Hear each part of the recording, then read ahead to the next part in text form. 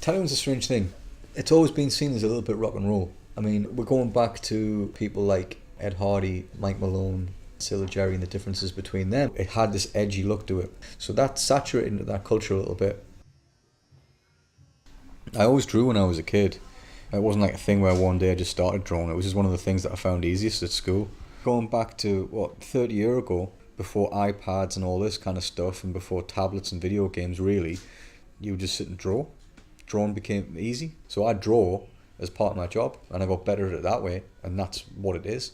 There's a billion and one things out there that I'm not good at, but drawing's part of my job, so I've got to be good at it.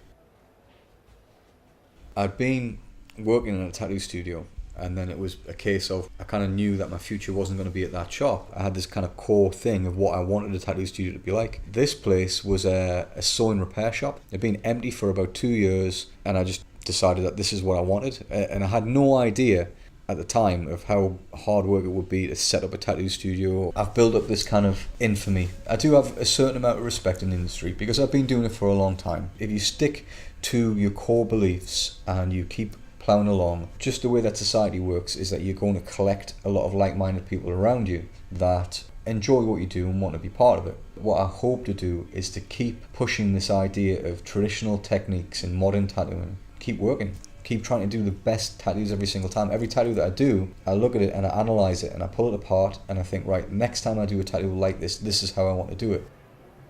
Tattooing now is bigger than it ever has been, and it's elevated tattooers into a different light. The television shows, with social media, everything has become really, really in the public eye. We made it so that now people get a glimpse inside what we do, a real hands-on look at everything from beginning to end, and it's made it a lot easier for people to dive into it and get involved. There's always this fear in the older generation of tattooers that it's a saturated industry. There isn't enough client base for the spread of tattooers that work. But the more popular it gets, the more people want to get tattooed.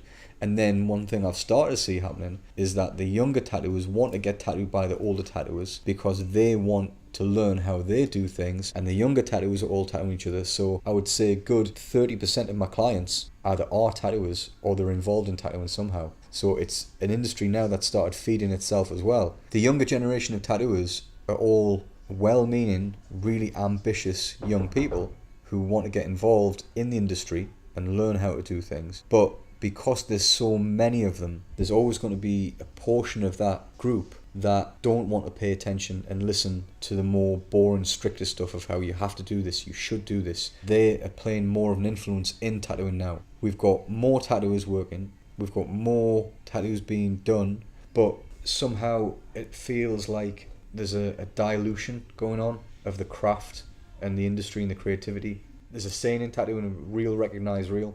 But it's this huge, big beast now. So for the older guys like me and older, it can be a bit hard to kind of look at tattooing as a whole and recognize it for what it used to be. And the worry is that it's going to keep changing, and then we're going to end up with something completely different. It's a craft. You know, we make things sometimes. We cut our own springs for our machines. We learn the knowledge of the equipment that we use. We do something that's a little bit more than just fine art.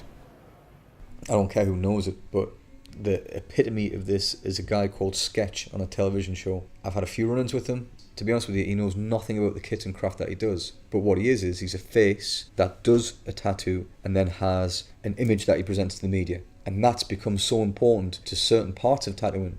The real core tattooers, to the outside, may look rock and roll, but really what they are is they're a bunch of people minding their own business to one side that look a bit differently to most people. The whole rock and roll attitude of it, of partying and drinking and all that kind of thing, they're the guys who aren't getting it right yet. Like, I don't want to go out on a night and stagger around a bar and look shit-faced and bump into a client that I'm meant to be tattooing the next day for him to look at me and think, what the fuck am I doing booking him with this guy? I hope he's going to be okay to tattoo me tomorrow. Tattoos are kind of like a bit left field and a bit eccentric and a little bit rough around the edges and wild. And they will hang around with musicians and they will hang around with these kind of people, but it's not in the way that it's glamorized.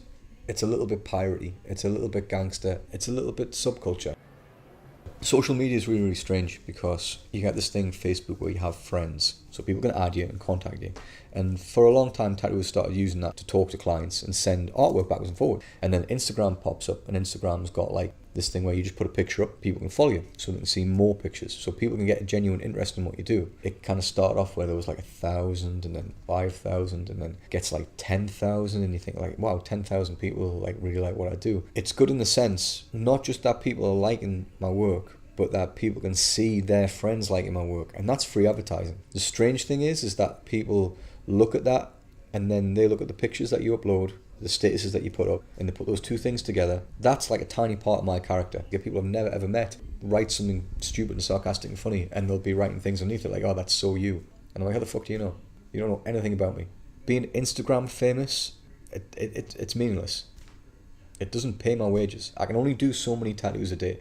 I was doing as many tattoos a day 10 years ago as I am now.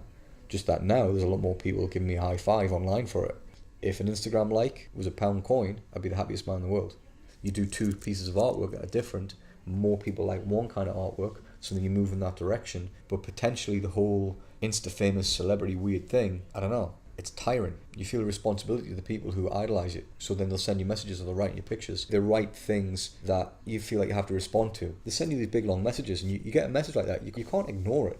That would be rude. But then you get the saturation point of how many messages do you actually answer a day, and how do you decide who you reply to and who you don't. It's just this weird abstract thing. It's like having a pet or another child. I'm a dad with 2 kids. Before I had my kids, I was just free floating. As soon as I've got kids, I've got to pay for nursery, I've got to pay for school shoes, I've got to pay for holidays, I've got to take them places, birthdays, all these different things. And then it does something good to a tattooer to have that responsibility. If someone comes to my shop and they're talking about getting a tattoo, I'm going to make sure they get a tattoo, because that money that they've got in their pocket belongs to my kids.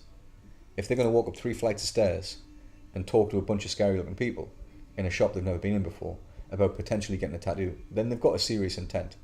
And that's my life, is using what I love, but doing it in a very, very, very professional way to help, well, to pay and give my kids the best life possible.